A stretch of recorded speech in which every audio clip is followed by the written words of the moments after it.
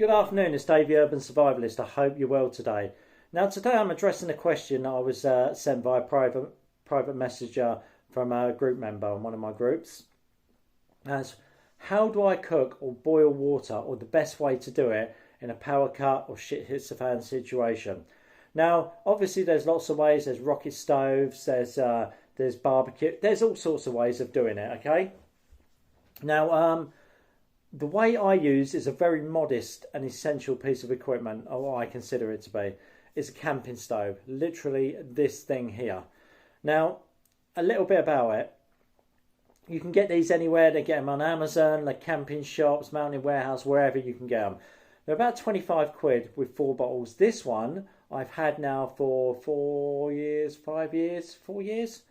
and it's been used quite a bit.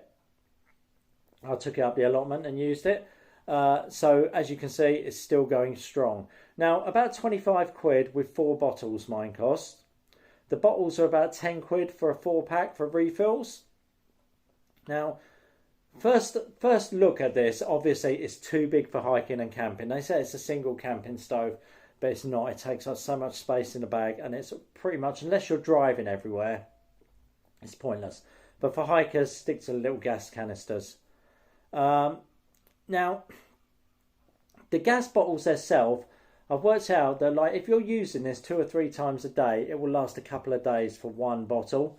So they don't last for that long, to be honest. But again, they're cheap enough to buy. I have a backup of about 30 gas canisters. So, you know, and the way I look at it is like, this is for if I need to use it indoors, because it doesn't cause a lot of fumes.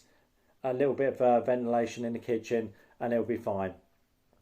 Now, what else? Yeah, so the gas bottles stored. I've got gas bottles that have been stored there for 3 years, and I take them out. They're still usable. Obviously, keep them away from sunlight and all the dangers. The same as food: danger, sunlight, pests, all this stuff. All right. So let's go and have a look at my one and how easy they are to run. Okay, so here we have it. As you can see, it's a bit dusty, but again, it does the job. Really easy to operate. Okay, so you've got a little door here. With your gas canister, this is one I'm using at the moment.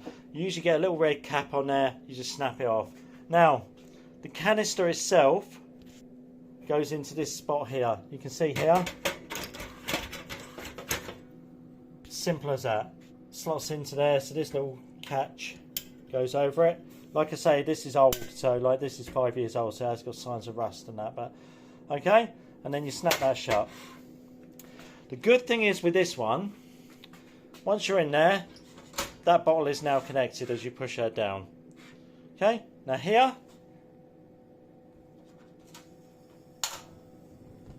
and simple as that.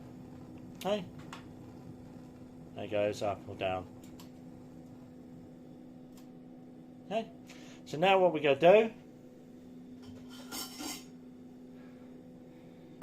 this is also an essential for this, because obviously an electric kettle is not going to work on here. Okay, so now that's cranking up. I've also got my little carabiner cup here, which I love. I take this camping with me everywhere, but just using this as an example.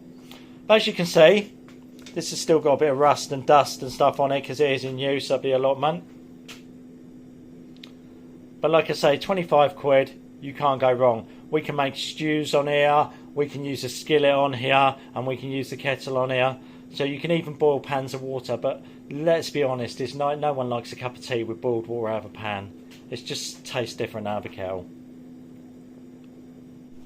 So literally, this has taken a couple of minutes to boil, so nothing too drastic either. So what I'm going to do is I go here, turn that all the way off.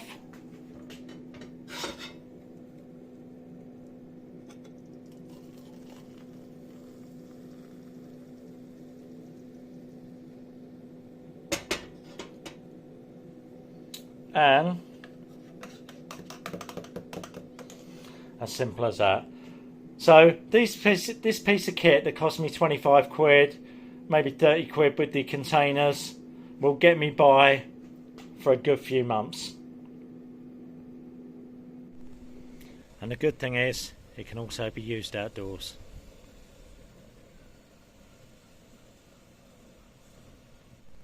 So there you go. So a little tip from me, it's well worth the money.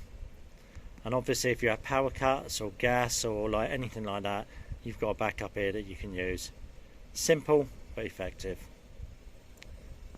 Right, so there you go, a little tip on what to use in a shit hits the fan situation to boil your water or cook some dinner.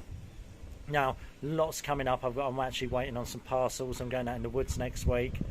So a couple of gear reviews, knife reviews, and a few shelters coming up. So it's been emotional. I'll see you soon.